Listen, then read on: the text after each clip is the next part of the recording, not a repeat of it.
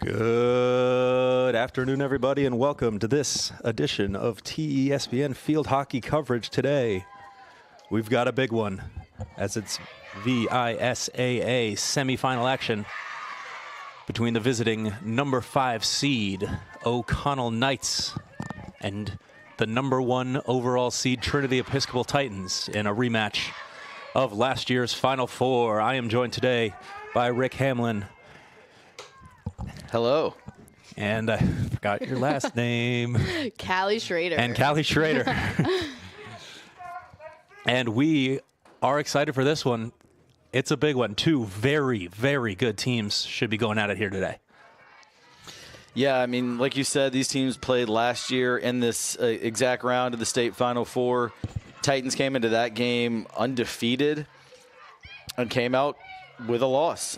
Bishop O'Connell came down from Arlington and gave the Titans their first and only loss of last season.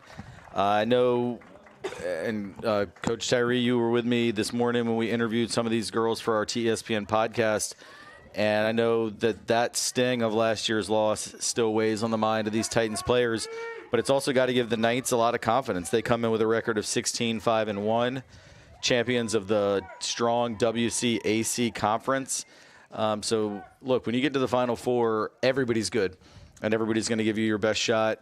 But great for the Titans to have home field advantage and an opportunity to avenge their only loss of last season. Yeah, Knights will get this one started off, and, you know, a quick rundown of last year's game. You and I were there. Callie was not, but breakdown Knights scored early. Maddie Sullivan, who's now playing at Davidson, started them off. And then they picked up a second. And Titans stormed back end of third quarter through the fourth quarter. It was all Titans in front of the goal, but they were only able to get one back and ultimately ended up falling 2-1. And a lot of that was credit to the woman between the sticks today, goalkeeper number 55, Sofia Llanos, who has set a record for the Cadets, most shutouts in a single season this season. She has signed herself to come back down here and play college field hockey at William & Mary, and she had herself a game last year. Yeah, Leonis was incredible, and Callie, you can speak to what a hot goalkeeper can do in terms of, the Titans, I think, if I recall correctly, outshot the Knights.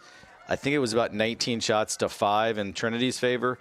But the final on the scoreboard was 2-1 O'Connell, and a lot of that was down to the heroics of Leonis, the William & Mary commit in net, and she's back again for her junior year, and has the most shutouts in a single season in the history of O'Connell's program. But Callie, talk about when a goalie you do everything right in the 95 yards of the field, but then in that final spot in front of the cage, just can't beat her. Yeah, that's the most dangerous spot, obviously, since that's where most goals are scored. And usually you don't want it to get all the way back to a goalie because it has to go through everyone on the field first. And once you get down there, you know, if it's not down there for most of the time, most of the game, your muscles are going to not be as warm. You're not going to be as ready. So anything can slip through and anything can happen at the last second. Yeah, and this defense all around for O'Connell is something they really hang their hat on. Through the start of the WCAC playoffs, they've given up 0 goals. 0 goals through the entire WCAC playoffs, and 0 goals on Tuesday against St. Catharines. And, you know, a lot of times for these TSPN broadcasts, I need to do a little bit of math to get averages. That one's pretty simple. 0 goals per game over these playoff games against good competition across the board. So the Titans breaking that down is going to be a bit of a challenge today. As McNear pushes right side now. And she's in a dangerous position. This one's in front. Berkey-Heiser loose. And there's a corner for the Titans.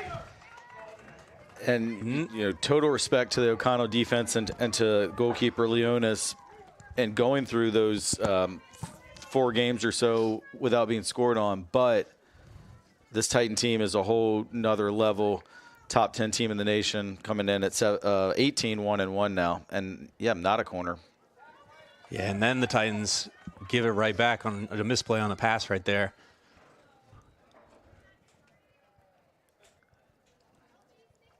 I mean, I'm feeling the emotions and the nerves for this game, so I can't even imagine what the girls are feeling on both sides of this game. And we've seen it a couple times early, a couple missed passes by both the Titans and the Knights.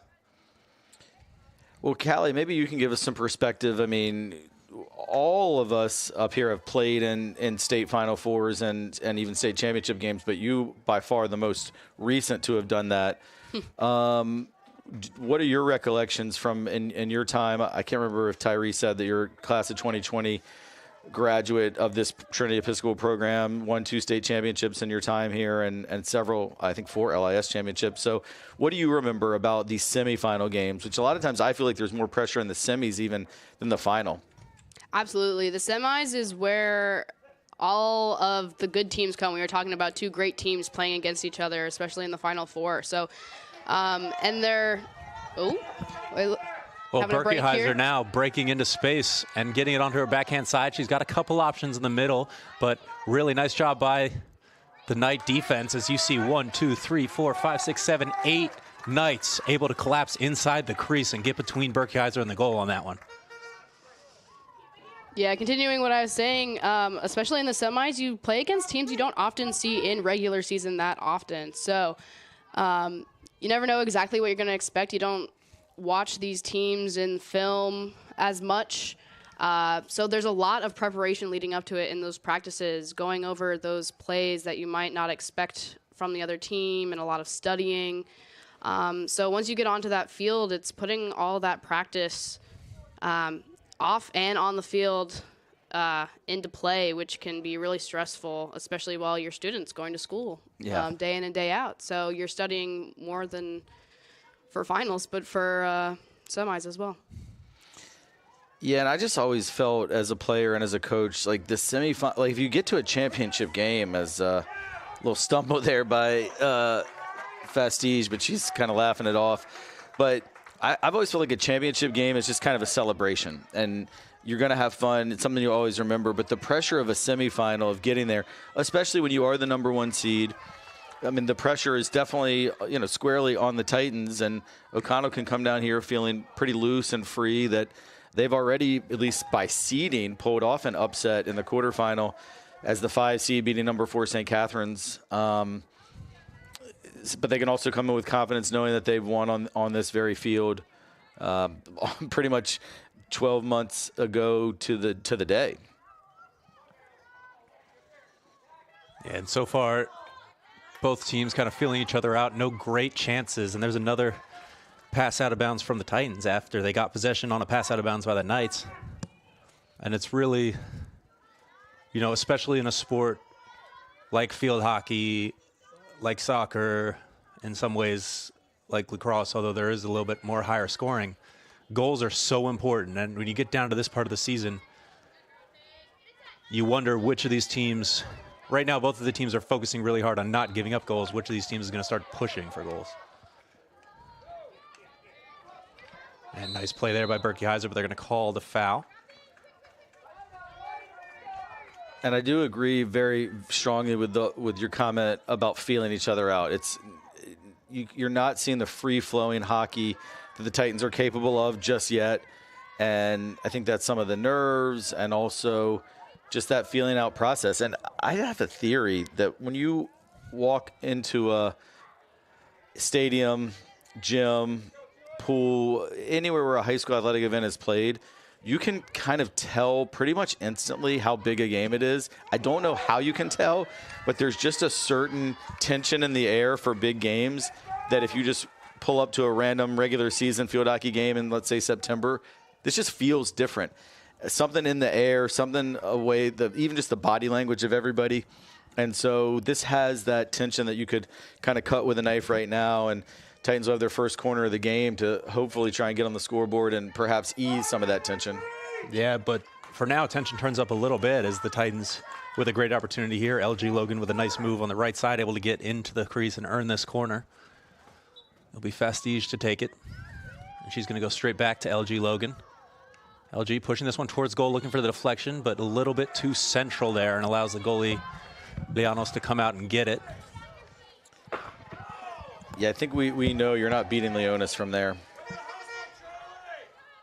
at least not without a perfect shot from that distance. Yeah, and to be fair, LG is capable of those, but that one looked more like she was trying to push one low and let one of her teammates get a deflection off of it than those rockets we usually see LG hit from that position.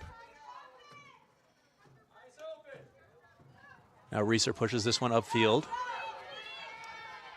A nice job to control it by the Knights, but Berkeyheiser is there, and we talked to her on the podcast today and talked about this. She is everywhere on the field, and now she carries this one into space, pushing it wide for Jones. Jones, a lot of speed, is going to try to bring it back to her forehand. It ends up being a good pass to Berkeyheiser instead, and saved by Leonis off the line, and it'll be Knight ball.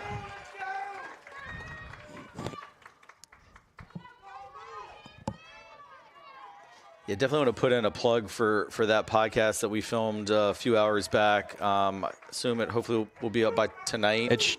It is currently uploading, so it may already be up, but don't leave this broadcast. No, don't leave Finish this watching here broadcast. first. It's a little on the longer side compared to some of the ones we've done. I mean, I think it probably will end up coming in at nearly half an hour, but Cabell Berkeyheiser's answer when she describes how she views the position she plays is one of the most thoughtful, detailed answers I've heard a high school athlete give about their position. It reminds me of an interview we did last year with, I think it was Sam Needoff about boys tennis. Yeah. Boys tennis. And like as she was talking, I was just riveted about how she sees the position. She spoke on it very eloquently. It was definitely worth checking out maybe after this game. Yeah, it looked like she was able to pick the pocket of Easton's Mason there, but foul called. It's going to stay up here in the Titans' defensive third. And they're going to send this one in. It's going to be knocked out of bounds, so Knights retain possession, but it'll be up on the top.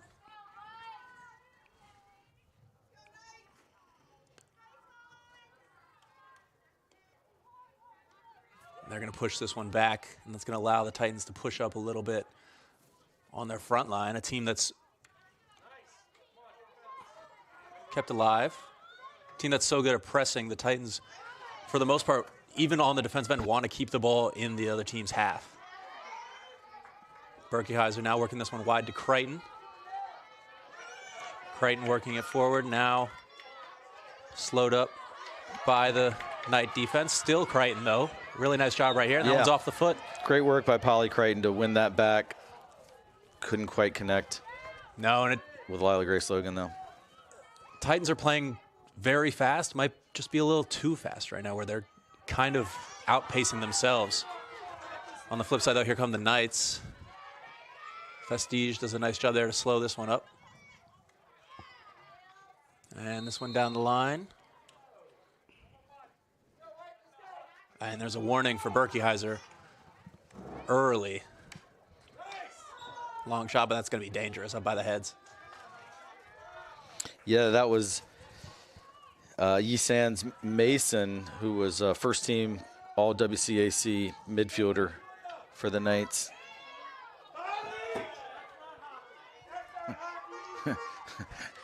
Titan faithful thinking that the foul should have gone the other way, but instead it's coming back this way, and it's a nice move by Catherine Jordan, but ultimately turned away by the Titans defense. Nice job there by the girls in green getting back on that one. Yeah, good job by Ainsley McNear to come from her right defensive spot and cover for the center back that had gotten pulled wide a little bit. Callie, why is that Trinity ball? I thought that the Titans knocked it out. Excuse me. I didn't see the play coming in. I was watching the Knights bring in, so I'm not sure what the ref saw down on the field there. It was an unfortunate slip from the Knights, but it is going to give the Titans a bit of a chance here, although this one hops over the stick of LG Logan. If able to connect that, though, it was 3-on-3 going the other way with Logan, Eckenrode, and Jones, and the Titans have had a lot of success in that specific matchup so far this year. But really, neither team able to create the type of breaks they want so far. And Callie, I ask you, like, how should these teams look to break each other down, or are they just content early on to keep it like this? I think they're really having to work the sides of the field, especially with Berkeyheiser in the center. It's really hard to for the Knights to get it down the center at the top of the circle, which is where most shots should be taken. It's really hard to get good angles from the sides, but the Titans are doing a really good job of pushing them out wide. So if the Knights want to try and have more shots on goals, they really got to work it down the middle the best they can. But Titans are doing a good job of cutting off those transfers. And for those that don't know, transfers are when you go from one side of the field to the other. And the Knights just have to keep up with nice, fast pace, just like this, going down the line, outrunning, outmaneuvering, but Titans have really good stick skill to get that back. Yeah, and Anna Reeser is there, LIS Player of the Year this year. For reasons like that, she can kind of cover sideline to sideline, end to end, and snuff out these attacks by herself. And having Berkeyser next to her, like you said, that great answer Cabot gave on the two of them working together and how they're able to handle that midfield. It's been super effective for the Titans. This one a long pass, nearly connected. And then a high stick on the Titans, so it'll stay with Catherine Jordan. She'll drop it off. But Berkeyser's there to clean it up down the line. But slips a little bit, though. It's going to go right back to Sullivan. And it's going to earn a corner.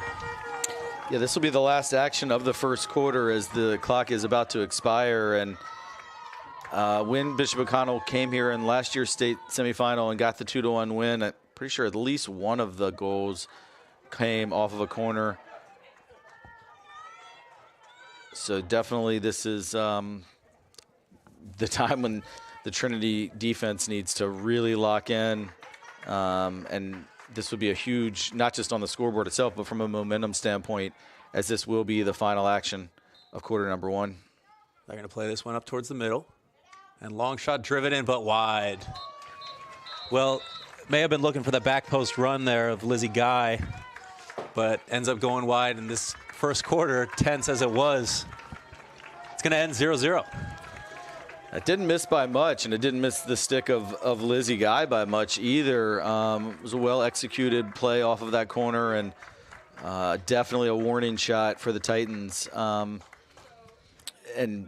I mean, really, Callie, you're better positioned with your field hockey expertise than either of us to speak to this, but I thought it was a pretty even quarter. I mean, not necessarily what you would expect from the one seed. You would think maybe be a little more dominant, but I felt like it was pretty even all the way around. Yeah, no, absolutely. It's been everywhere on the field. It's not been dominant in one circle or the other. And this kind of was talking about earlier about once you get into Final Four, these are both equally great teams. So you're not always, ready and know exactly what you're going into. And I think feeling out this game, they're both really, really good teams having shots on goal. Both have had corners. It should be a really entertaining game for the rest of the three quarters. Yeah, and in a low-scoring sport like field hockey, soccer as well, of course, I mean, just math that scoring first is crucially important in a game that sometimes one goal is enough. Mm-hmm. But I feel like in this one in particular, I think if Trinity could score, I think it would really ease some of the tension. And they're not used to playing from behind. They've very, very rarely been behind all season. On the flip side, we've talked now for 3 consecutive broadcasts about what the anatomy of an upset looks like for a Bishop O'Connell team. Again, a very, very, very good team at 16-5-1 WCAC champions, but a decided underdog going against the number 6 team in the nation and the number 1 seeded Titans. Part of that anatomy of the upset is if you can get on the board first, that heaps additional pressure on Trinity and creates a situation of belief that, honestly, last year, if you saw the body language of the O'Connell players and coaches when they won here, they looked just as shocked as everybody else. But I think this year you can see they come in here with a little bit more belief, knowing that they've won on this field, like we said, at this stage last year.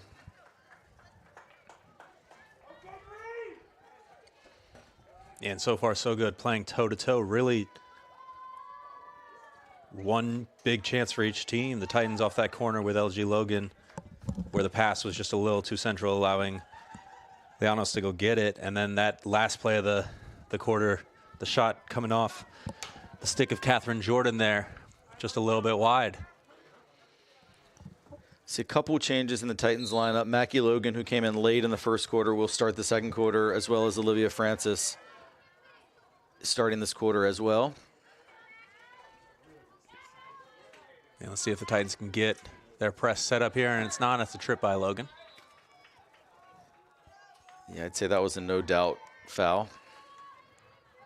Well, Mackey likes to make a presence known, I would say. But it'll come back.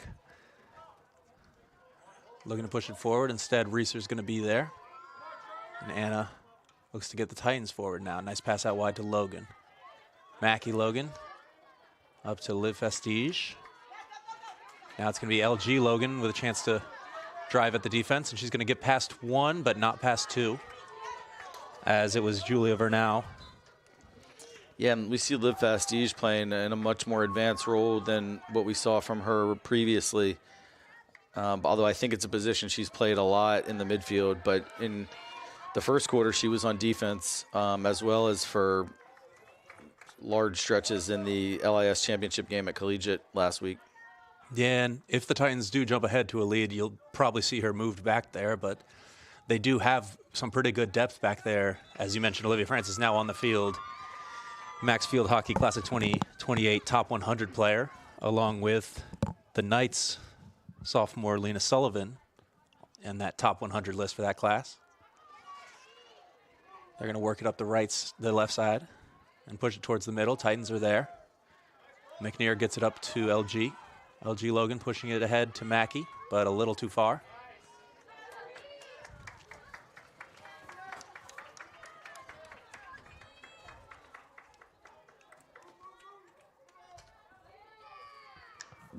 Ooh, Nice. Nearly a takeaway for Berkeyheiser, but instead it's going to come back the other way. Yeah, she really anticipated that one well, and I thought she was going to get the interception, but got there just that split second late.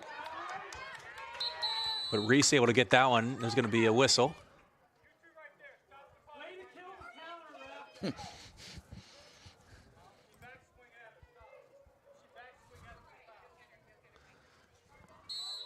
A little extra there from Reese, and she's fired up. As we mentioned, all these girls electrified, but Coach Schneed is going to send Jones out to get her, let her take a breather.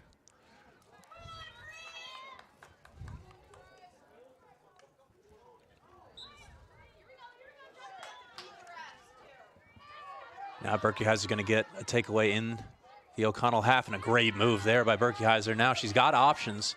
She's going to instead feed it middle to Logan, 2-on-1, but Logan can make something out of this, and she's going to get in and get a corner. Nice job there by LG Logan, again earning a Titan corner by just driving at this back line.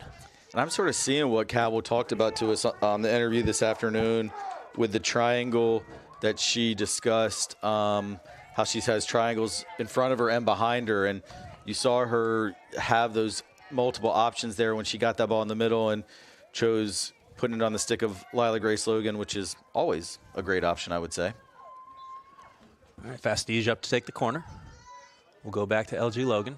LG back to Fastige on the back post, but it's nicely defended. And knocked out a play there by Captain Isabel Vivarelli.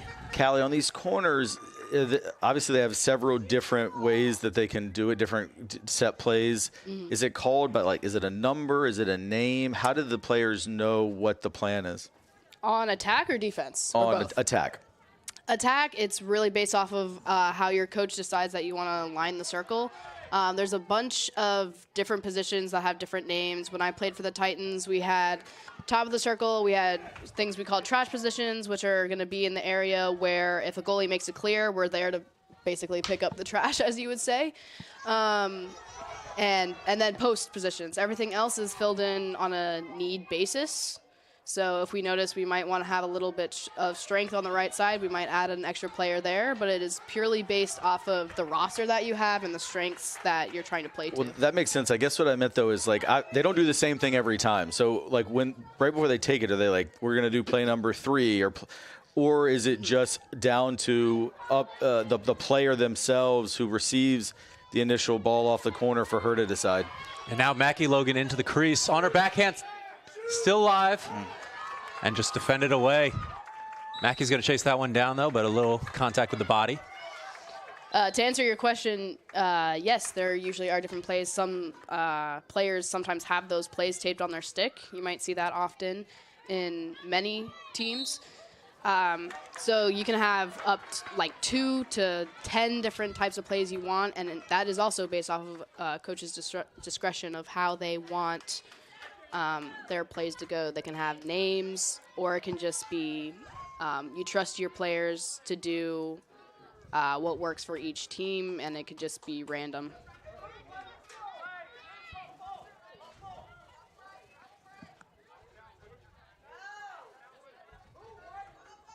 Holding the ball for a while there, the Knights, and they're going to go long and nicely controlled there by Reeser.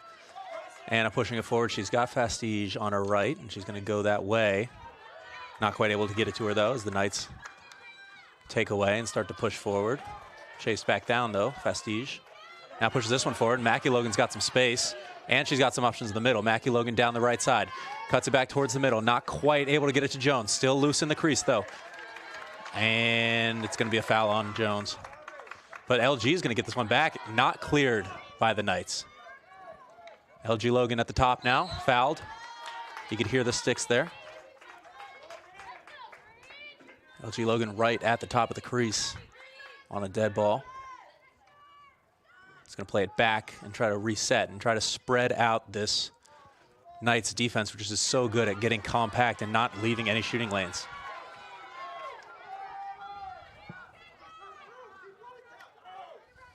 And this pass is going to go way long. Kelly, I'll ask you, when a team is playing like the Knights are playing defensively and sitting so many people inside the crease, how are you to break it down? Well, when you're putting a lot of power in the defense, you're also putting a lot of feet in a circle and a lot of bodies that can be fouled. So it can be really dangerous.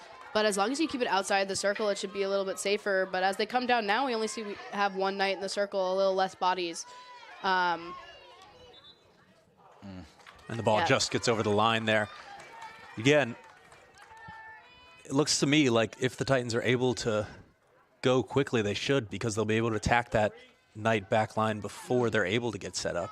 Exactly, yeah. Speed is going to be really important for the Titans as they turn over the ball here.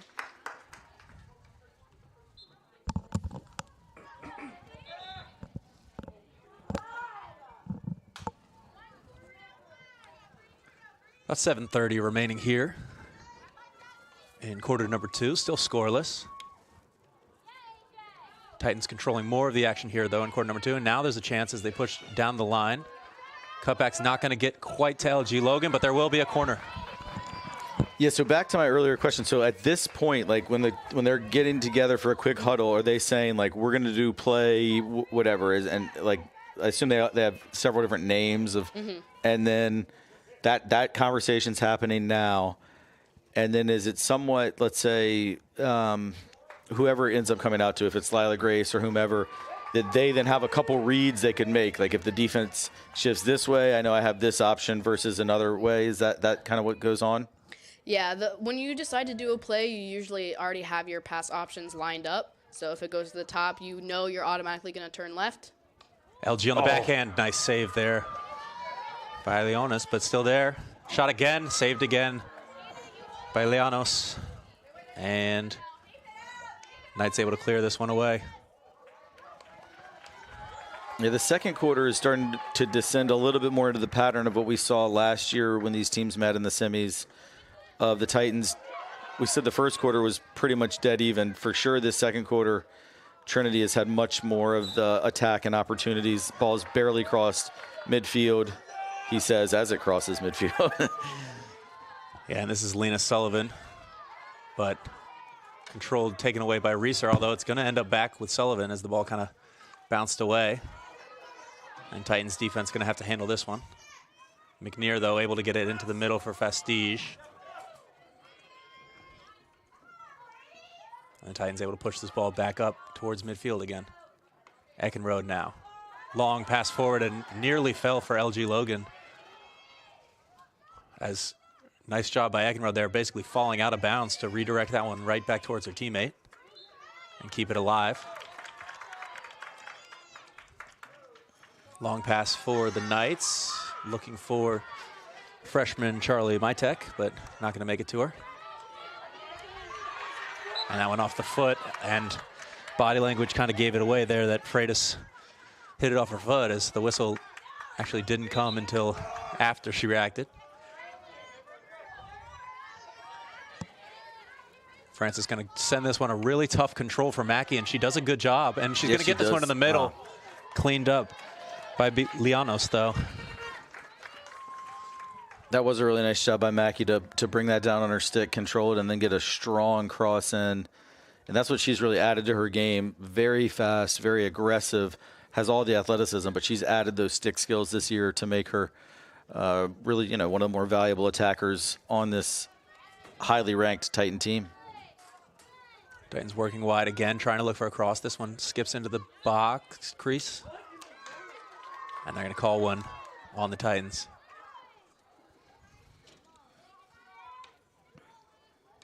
But the forecheck right now for the Titans is really working, as the Knights are having a really tough time getting this one out of the area. And this one falls to LG Logan. She's going to shoot it, but just wide. Just wide, yeah. Yeah, I mean, that's one of the other things Cabell talked to us about today, about their press and the different keys. And one of the things that just impressed me about it so much is, yes, Cabell's field hockey IQ, but also you're not able to speak that way unless you've been incredibly well coached. And as I listened to her, it made me realize, like, no stone is left unturned by Coach Margie Sneed and her staff, that they know exactly where to be at all times in every position. Great control there by Fastige to take that ball out of midair and keep the Titans in this attacking third, but they're going to call one on the stick check.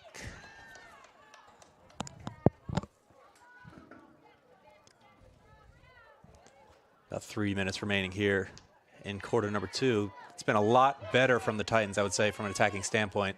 And Mackey's going to try to slide this one back, and that's off the leg, but outside the crease. Cabell brings it back, sends it in. It's nice. Falling. Still loose. Liano's clear, but LG Logan, excuse me, not LG Logan. Who's that? Reese Eckenrode there, and puts it back in. Yeah, sorry, Tyree, you're the play-by-play guy. Sorry, I jumped the gun a little, but the fan in me saw that unfold and sort of stole your thunder on the goal. But it all started with Mackie Logan just playing a dangerous ball in there. O'Connell clearly, you know, I don't know, Callie, what are they arguing? Because O'Connell clearly thinks it shouldn't have counted. Why is it even a controversial goal? My biggest guess there was that there was a little bit of a kerfuffle at the top of the circle where I don't think a whistle was purely called to stop a play. So I think some of the Knights might have gotten a little confused waiting for a new play to begin for the whistle to be blown. But the Titans kept going, kept aggressing the ball. So I think there was just a slight confusion there. Additionally, when it came into the circle, it was lifted up into dangerous territory, but it did come off of a white rebound. So I'm not a ref by any means, but that would probably have been a Titan corner. So they let advantage play out. And the Knights are probably just inquiring about why the whistle wasn't blown. And that might have been why they were talking to the refs. Well, and credit to Reese as we see Polly Crichton get put into the sin bin for 2 minutes. But when everyone was sort of hesitant, I mean, we know how difficult it is to beat Leonis, who's a great goalkeeper and hasn't been scored on in many games. But Reese just put a powerful shot on, and she was in a great position and followed the #1 rule of really any sport that you learn at a youth level: play to the whistle. Absolutely.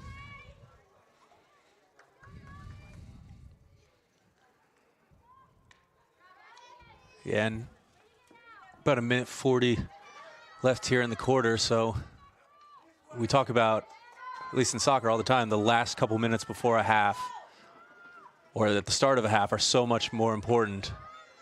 In the last couple minutes before halftime, this will change both the coaches what they need to say to their teams going into halftime as well.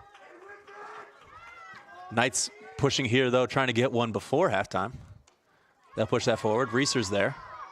And Anna's going to clear this one away herself. Oof, unfortunate. Yeah, that's the second time she's been called for that on those backhands.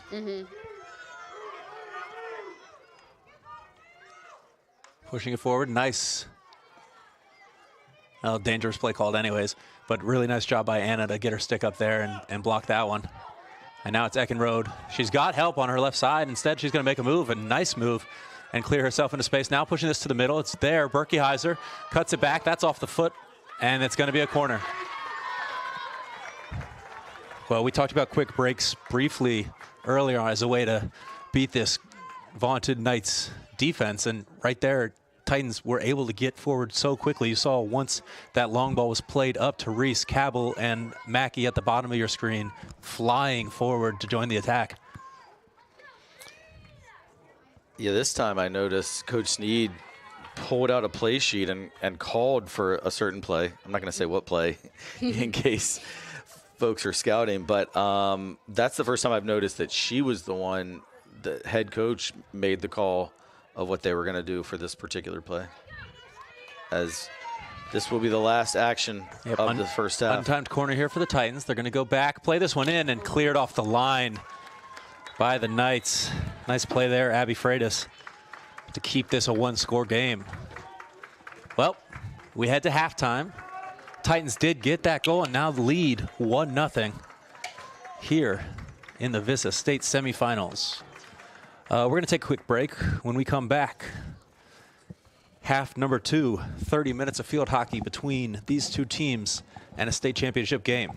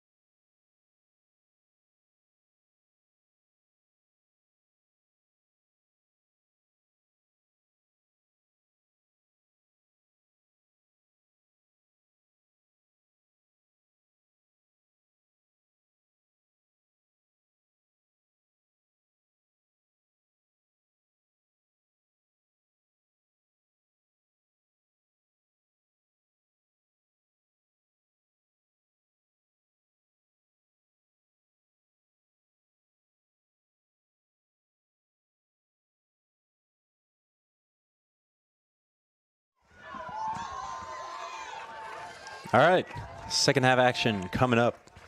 Callie, I'll start with you. What were your big takeaways from first half? I would say speed is key right now with all the fouls that are happening. I think taking a foul restart quick is going to make or break getting all the way down the field and getting those shooting opportunities for both teams, not just Titans or not just the Knights. I think that's going to be a big determining factor on how the rest of this half goes. All right, Titans will start this one off, and they're going to push this one forward. LG Logan dancing into space. Tripped a little bit. And we'll keep possession. Francis now moved forward a bit, playing on this right-hand side, and she does a nice spin there, and she's going to get this one inside the crease, and she's on her backhand side, looking at a shot. Still with it, Francis. Still with it, Francis. I mean, great control by Olivia right now. Still keeping control. And she's going to play this one into the middle, but it's taken away. And she was, I think, really looking to get to win that corner, but good job by the Knights to stay disciplined. Titans, though, are going to be the beneficiaries of that call this time. And able to push players forward. I do want to give my obligatory shout out to Olivia Francis's grandparents watching over in London. Love that we are able to bring this to you all the way across the pond. And congratulations that Arsenal is in first place. She told me to tell you all that. Yeah,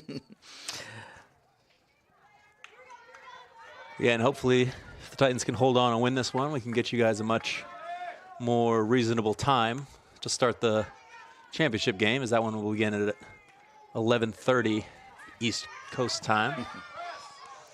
4:30 in London on Saturday afternoon. Titans doing a nice job here keeping everything in possession.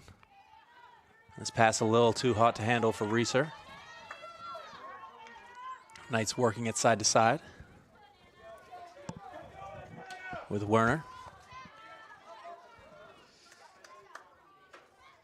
And takeaway again by Berkeyheiser, and the Titans looking to push forward with that front three. Whistle goes, though.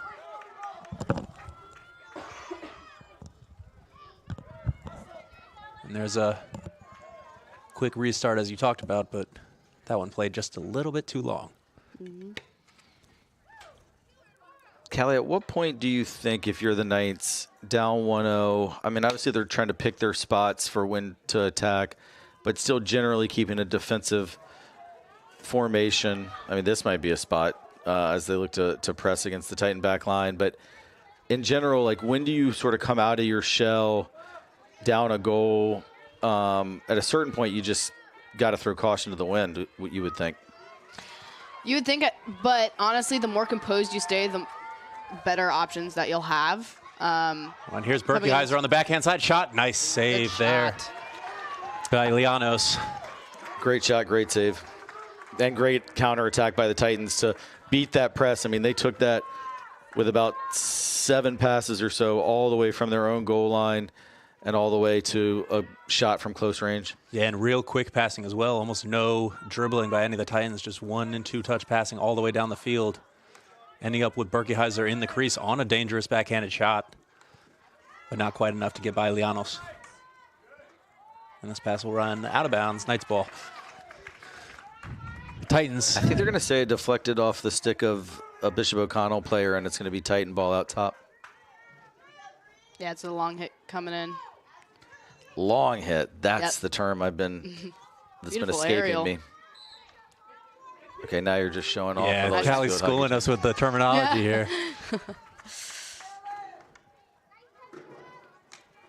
And here's a good chance. There's an option up on the left side, and they try to find Mussolino. But instead, pass taken away by McNear, then a foul on Mussolino, and it'll be coming back the Titans' way. Dangerous there for the Titans, though.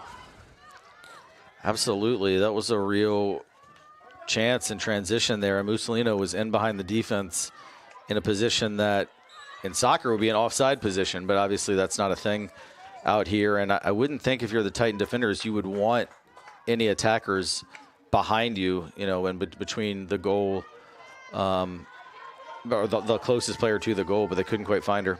And here's LG Logan into space. She's going to try to flick this one to the middle. Pretty good control by Reese. Reese still dancing. Reese is going to have a shot, but mishits it. But it's going to be an error there as the Knights play it off their own player's foot. Freitas looking to clear. Hit it off the foot of, I believe, Mytek there, and it'll be a tight corner. A bit of a bad break for the Knights. I mean, obviously, if you're Bishop O'Connell there, you got to clear it out to the width of the field, but Mytek, nothing she could really do. It just crept up on her and hit her foot, and creates a really important opportunity for Trinity to try and double this lead.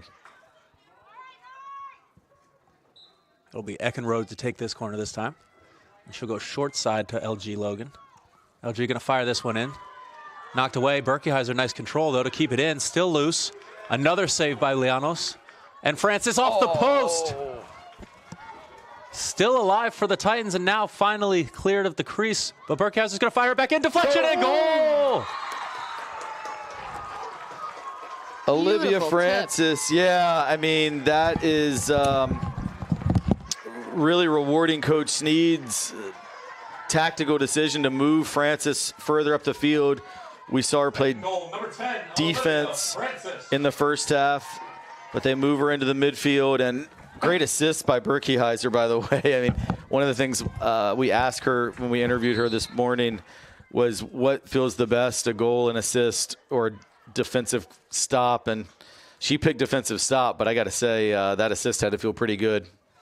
Yeah, and Berkeyheiser almost lulled the defense to sleep as she the Knights were able to get it clear, and Berkeyheiser kind of worked it up as if she was going to start swinging the ball around again, and then just turned and fired it back across the goal mouth.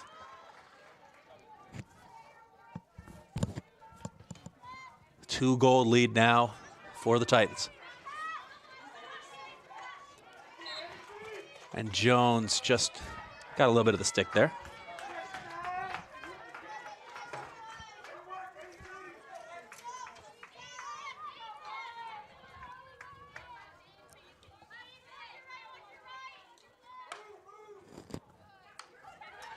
Nice control by McNair, and she's going to push this one forward to Jewett. Jewett working down the right side, and is going to draw the foul. Werner just getting across the body there. Titans keeping the pressure up.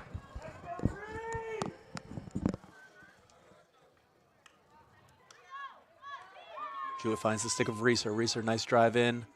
And a little bit of miscommunication there. It looked like she thought Jones was going to make the run into the crease, and Jones thought the ball was coming straight to her. And it'll be coming out for the Knights. Tyree, remind me, I know these teams did meet once in the regular season, and I know Trinity won, but remind me the score. Titans took that regular season match 3-0. And was that was here? Yeah. It looked like that, yep. And this is what, a timeout? Yes. Yes. Called by the Knights. Chance to regroup as the Knights now looking at a 2-goal deficit. And you asked Callie earlier, but there's probably going to be a change in strategy here coming forward. Yep, you're going to have to do a little bit of a changing, especially since some of the passes are getting choppy for both teams as panic kind of sets in, especially with a 2-goal lead. But there is plenty of time in the game for anything to happen. So I think this is a good time for White to call in to kind of recollect, re-talk about what our strategy is, and kind of reset, take a deep breath, and kind of gain confidence back in the field hockey that they were playing so well earlier in the game. I'm going to ask a question that has no relevance to the outcome, but it's something that's been on my mind for several games now, which is this year I've noticed that the home team is wearing the colored jerseys, which is, I think, new this year for field hockey. Historically, the home team has worn white. Tyree, do you know why that change has happened? I'm just curious. No idea. I mean, I know soccer, it changed a few years ago. It had always been the home team wore white, and probably around 2019, I think it was, the shift to to mandate the home team to wear the colored jerseys. But Well, and I know for soccer, that was to match the European way of doing things. right. I mean, field hockey, a strong presence overseas. Maybe it's the same. Not sure. Yeah, okay. I'm just curious if you knew. But then I know at least one of our home games this year, it was when we had the tournament, though. I actually did see we were white at home, but maybe in the tournament we were technically the guest. I'm not sure. But anyway, not important, although try telling a high school athlete that their uniform's not important. The kids usually care quite a bit, but it's just something that's been on my mind at several games, like why they made that change. But Nice move by Crichton. She's going to earn a corner for the Titans here. on to more important things like this corner, which I do think one more goal would be a backbreaker from the O'Connell standpoint.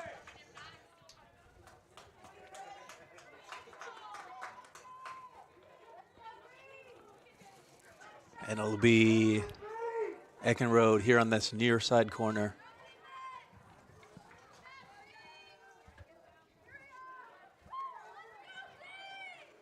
Liana's getting her defenders set up.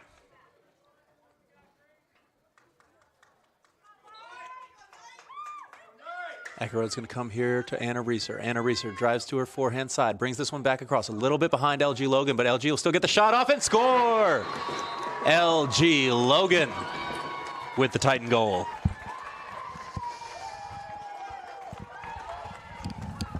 What a shot. The senior Penn State commit.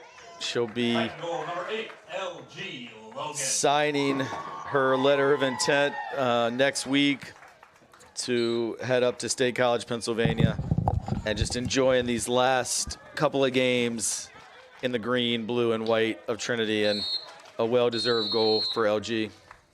And that's going to be a yellow card on Jones there. So, although it is a 3-goal lead, the Titans are going to be down a man for 5 minutes now.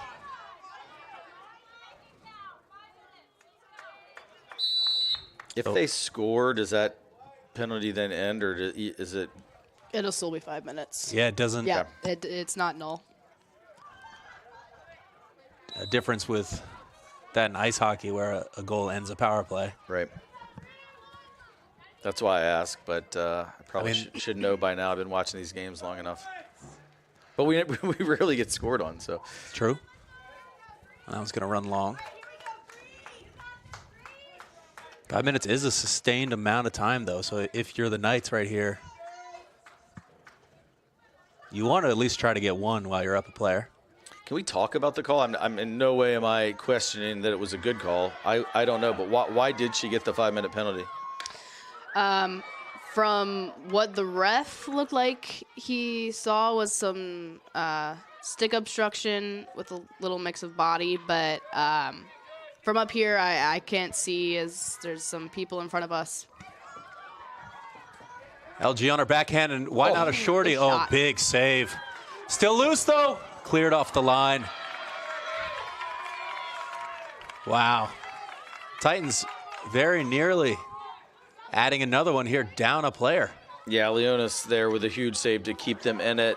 I do think one more goal would. Ooh, and that is not what you want to see, but good to see LG get up quickly. Yeah, big foul outside the crease, though. Just took a hard hit on the ground there. And that'll be coming out. Not the first time a Logan has been thrown to this Aycock Stadium turf, as LG's older brother Tegan was the starting quarterback for 3 years. Nice turn to Eckenrode, and she just gets under that one a little bit. And nearly sends it through the uprights. Not worth anything, unfortunately, though. Still our possession. Long hit. Yeah, it took a deflection. And Titans content to reset it up top. Swing it around. This time Jewett on the right side. Looking in the middle. Taken away. And they'll be coming out. And move there by Sullivan, and she's fouled. That's a second yellow card against the Titans. And now they're down 2 as Francis will head and join Jones in the penalty box.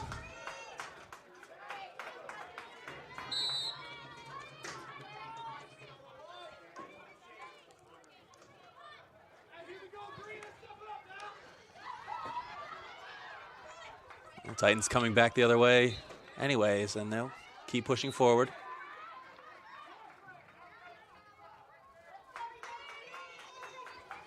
I feel like if O'Connell has any chance to come back and win this game, they've got to get a goal here before the end of this third quarter when 2 Titans are serving their 5-minute yellow card penalties. Yeah, and they just subbed off midfielder Catherine Jordan to put Mussolino back on, who's listed as a straight forward. So you wonder if they're changing the formation at all, just trying to push at this now undermanned Titan side. LG keeping possession. And 3 or 4 Knights defenders coming to get her. LG tries to spin out of it, taken away by Sullivan. Down the side. Still Sullivan. But Reeser's right there with her every step of the way. Anna Reeser. Bring it out herself. Nice play there by the LIS Player of the Year, and she'll hit this one long. And no possession, but it does keep the clock running. Yeah, to my kind of novice eyes, being one player down, I didn't really notice much of a difference. But with 2 in the serving penalties, I look out there. It definitely looks like there's a lot more players in white jerseys than green. That second one really does make just a visual difference and obviously a tactical difference as well. Yeah, absolutely. The strength on the right side is now a little bit diminished for the Titans, and that's where they've been dominating. They've been getting it up this right on the weak side of the Knights, being the left, their reverse. Well, Eckenrode here in the corner, and she's going to hold it and try to get it back towards the middle. But Knights are going to get this one clear. And Knights now able to push this one forward, 3-on-3. Titans doing a good job recovering, though. Getting bodies around the ball, although there's a foul. And it'll be blue card on, or number 5, Mussolino. So 2 minutes for her.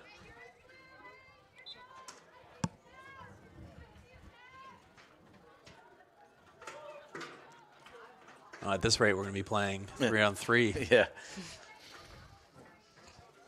Do you practice these situations, like being 2 down?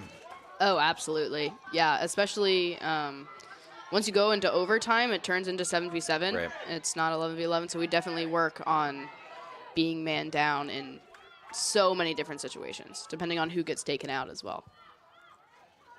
And Titans still controlling this ball, and what's been helping the Titans is the stick handling of everyone on that front line has been so clean that even though the Knights are up players, they haven't even been able to get possession. Yep. Yeah, the playmakers, Logan in particular, but also Berkey Heiser, Eckenrode, I mean, they really, Reeser as well, I mean, they're just keeping it. And if the Knights can't get the ball, doesn't matter how many players there have the advantage. High ball control by Cabell. Nice move inside, but gets away from her stick a little bit. Taking away Sullivan. And it'll be Knights ball coming out.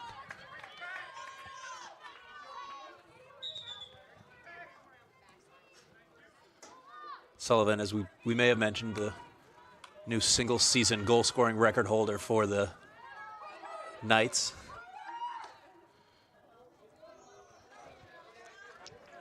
Smart play there by Julia Vernau to leave that one.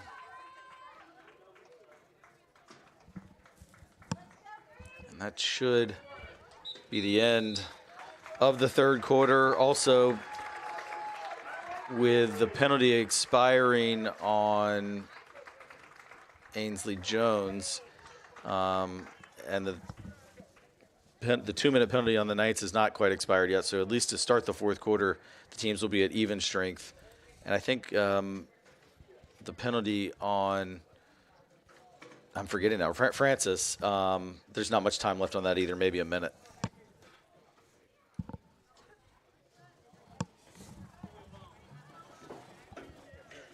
Oh, 15 minutes remaining here in this VISAA State semifinal matchup.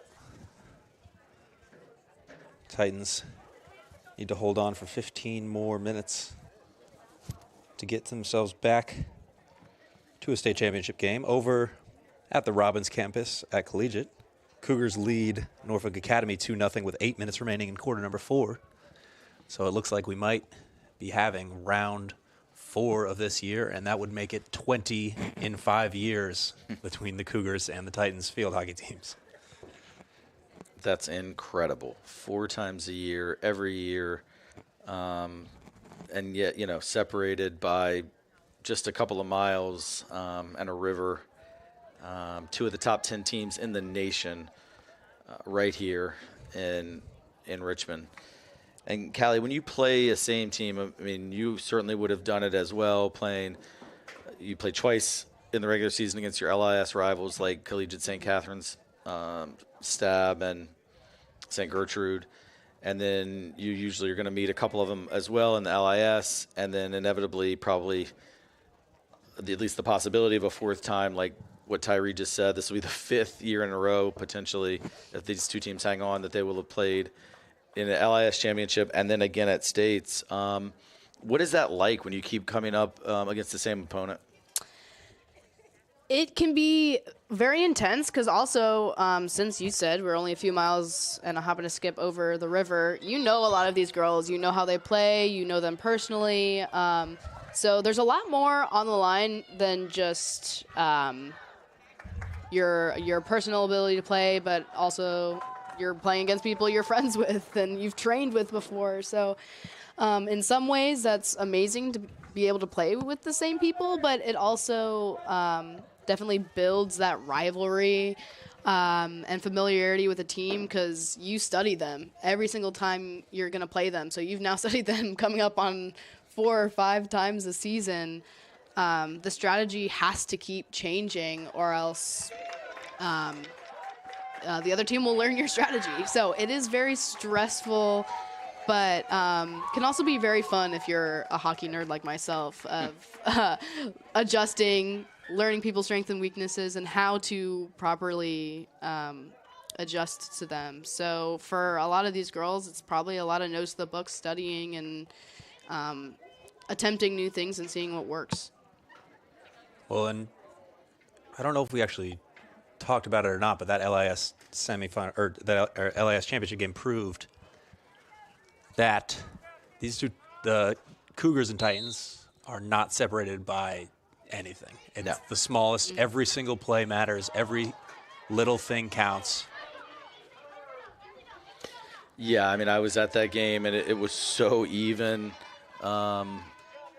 In that 3rd meeting, Titans came out on top, but they also Jones fresh out of the penalty box. In the 1st meeting, Collegiate was able to win, and then the 2nd meeting, it was a tie. So, I mean, all results have happened in the 3 previous meetings this year. And if you look at those 19 games over the last 4+ years or 5 years now, it's almost exactly even. I almost want to say it's like 9-9-1 or something very, very similar to that. So, I mean, these are just 2 great programs that very little separates them, not just geographically, but in terms of talent and ability. And it would be a field hockey treat on Saturday. But first, the Titans have to get through 14 more minutes here. And now it's LG Logan loose in the box again. She's going to have the shot blocked. And Berkeyheiser goes for the between the legs shot, and it'll end up getting cleared. Yeah, that was ambitious. We'll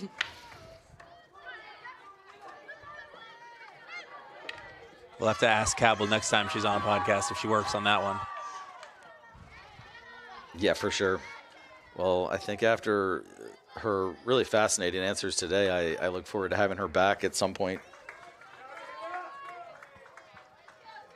Titans now fully back to even strength.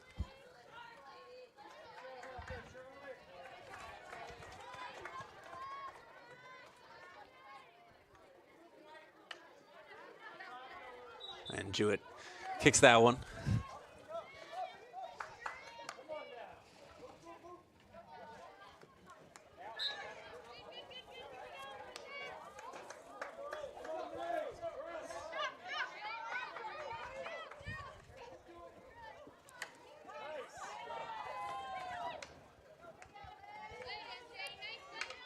It's, again, finding Sullivan, trying to use Sullivan to spring these attacks, but Titans have been there.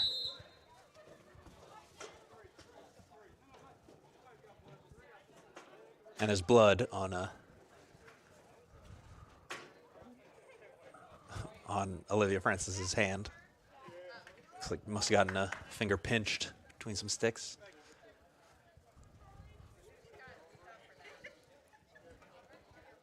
But also got some on Sullivan, so the two of them having to come out.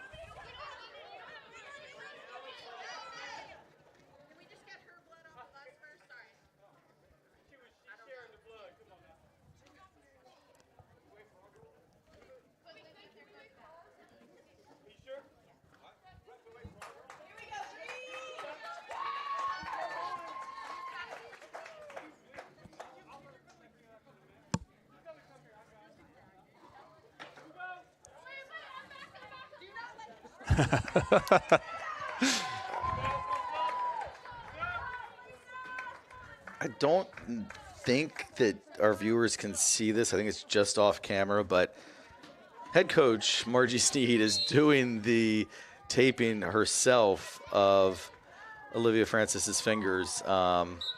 So no job too big or too small for Coach Sneed.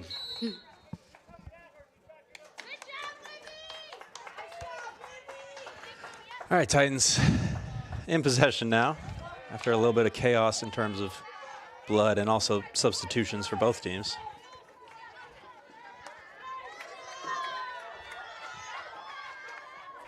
Berkeyheiser on the right side, pushing it down the line. There's Jones, able to get to the end line, cut this one back, but just ran over the line. It was close, but no complaints from Jones. Leads me to believe that it's the right call.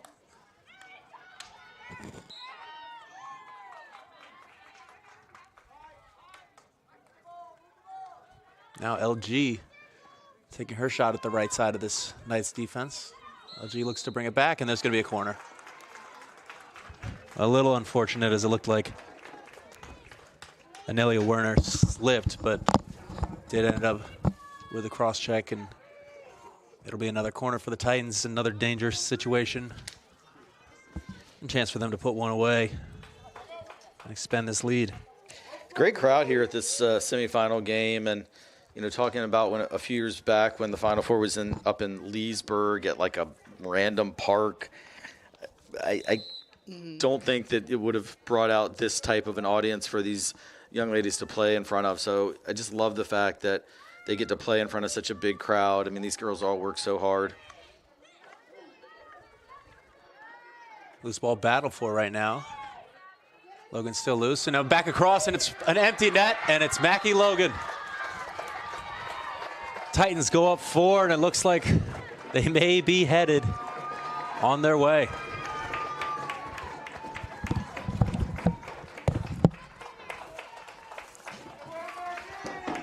I tell you what, if you came on our podcast today, you either have a goal or an assist in this game. Second goal, number 18, Mackie Logan.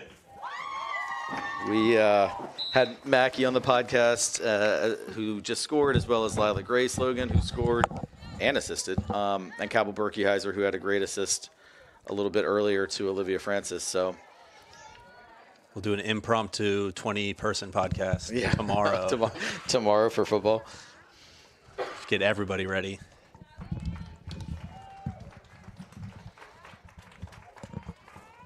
Well, still 10-plus minutes to go here, but I think when the score was 0-0 at the end of the first quarter, I'm not sure I saw this coming. I mean, Bishop O'Connell was so well organized, really frustrated the Titans, couldn't get anything going for Trinity.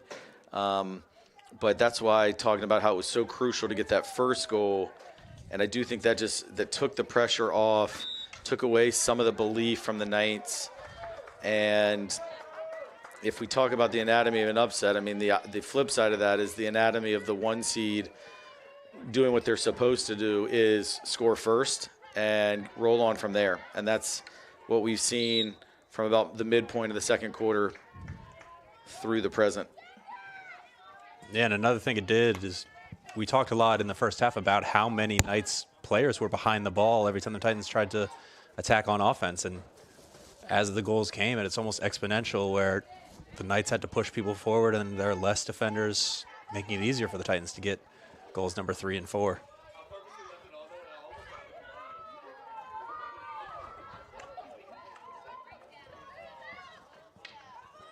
See Kat Short out there for the first time today, the sophomore, number 23. Bergkaiser looking to still break the Titans forward. It'll be Jewett, and great pass by Jewett, and there is Kat Short. And she's got some options in the middle.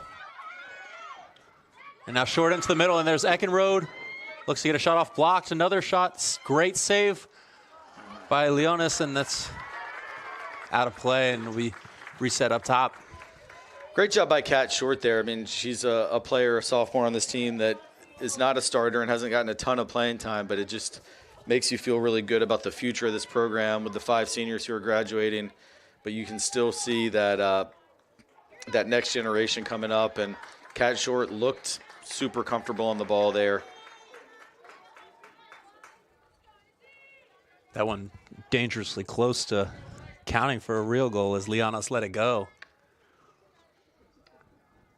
Close in terms of it was almost near enough to the goal to count, and close as it almost hit the foot of Lianos, which would have then made it live and made it count. It did not seem like there was that much in that challenge for Polly Crichton to get a yellow card. But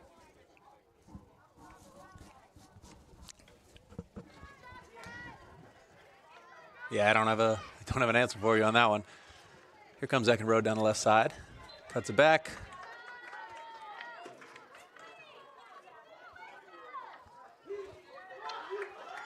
I mean, the ref blew the whistle and everyone just kept playing. Eventually ends up with the same call and it'll be Knights coming out, but interesting development there.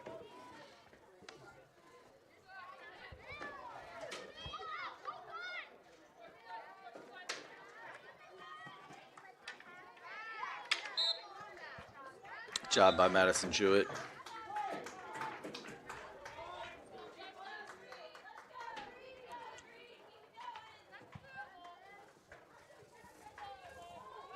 Ball up the line to Short. She's going to be able to keep this one in. Spins back towards the middle. Now falls to Jewett. Well defended and cleared out by the Knights. If you're the Titans here, you're fine with keeping the ball down at this end of the field, letting that clock keep running, as we're now down under 7 minutes.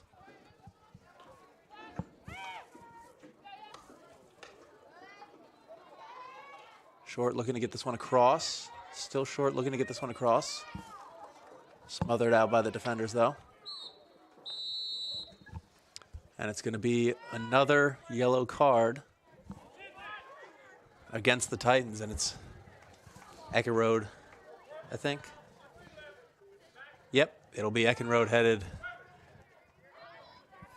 back to the penalty box. The Titans, again, down 2 players.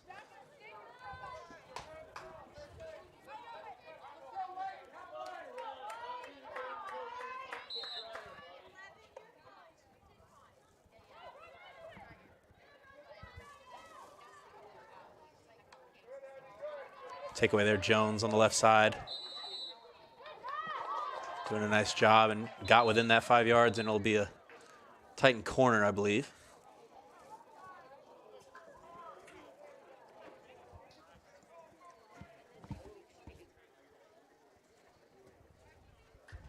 I don't know if I've seen this many yellow cards in a game that I've covered.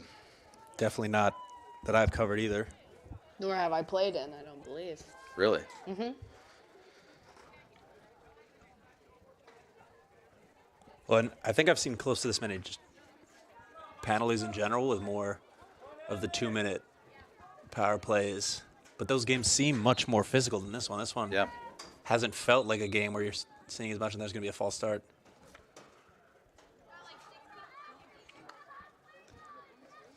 But as it stands, Titans down 2 players on 2 yellow cards for the second time in this game.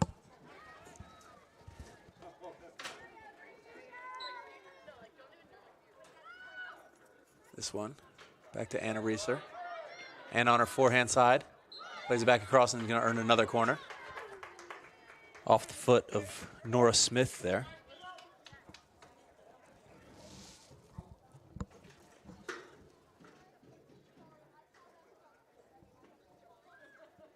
Titans will take their time to get reset for this corner. No reason to rush. This one to Jones. Jones over to Anna Reeser. Bit of a miss there. And it'll be coming out for the Knights. And Cat short. Uh-oh. It's going to pick up a yellow card.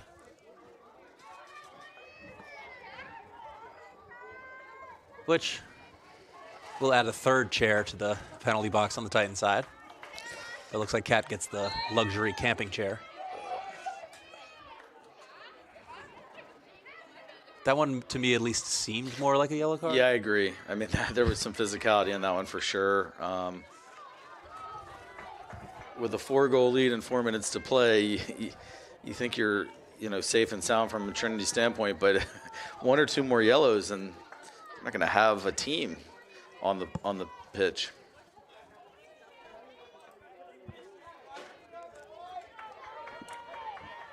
But Coach Snead doesn't seem too concerned from a body language standpoint, and it's kind of her job to be concerned in moments like these. So,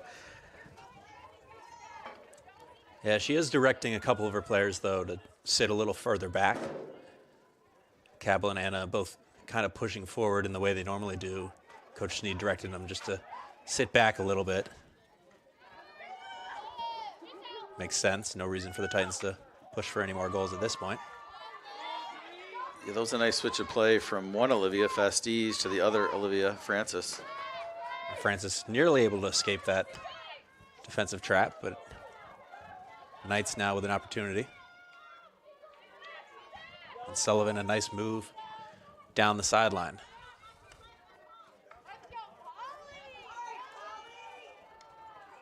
Back to Sullivan. She's going to send this cross and out of bounds as it hits off the back of the goal. So one of the yellow card 5-minute penalties expired, and Polly Creighton is back out there. And I believe we got about a minute left on Reese's. And Cats may have been under 5 minutes, and we might not see her again. Yeah. Do we get a final from the Collegiate Norfolk Academy game?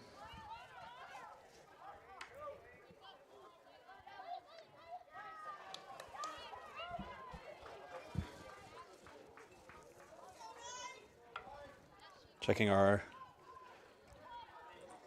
in-studio reporters, also known as my phone. And it looks like it's gone final over at Collegiate, 2-0 Cougars victory. So it'll be an all Richmond, barring some insanity here in Aycock Stadium, an all Richmond state championship game. So the field at St. Catherine's, I believe it's called Julie Dayton Field after the awesome longtime athletic director over there, is like an AstroTurf field, right, Callie, I think? Yes. So Yes, AstroTurf there. I think that's what Collegiate plays on typically, and Trinity's turf slightly different, but any advantage there, or these players have all played on that surface enough that they should be no problems? I would imagine that these players have played on it enough that it's not going to be too much of an adjustment, especially since they have bubble turf here, whereas when I played, it was grass and AstroTurf, so that's a way bigger adjustment there. So I think these girls will be all right after they have their warm-ups. Well, looks like some substitution questions for the Knights as they tried to get number 8, Ellie Sorensen, onto the field for this last minute. Yeah, you're not allowed to sub on a corner.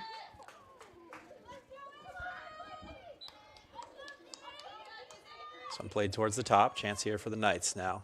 It's going to go wide to Sullivan. Shot nicely blocked away and out of play. And the refs Long hit coming in. decided, yep. Yep.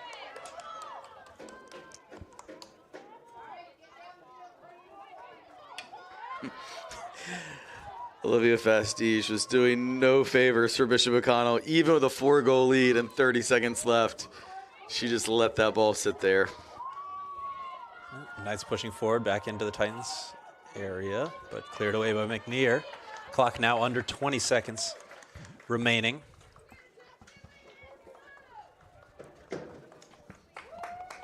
And that's going to be dangerous play. Titan ball coming out. She didn't travel 5 before she went in, so. And Berkeyheiser right back to the corner. And she's going to run Very that nice. clock out.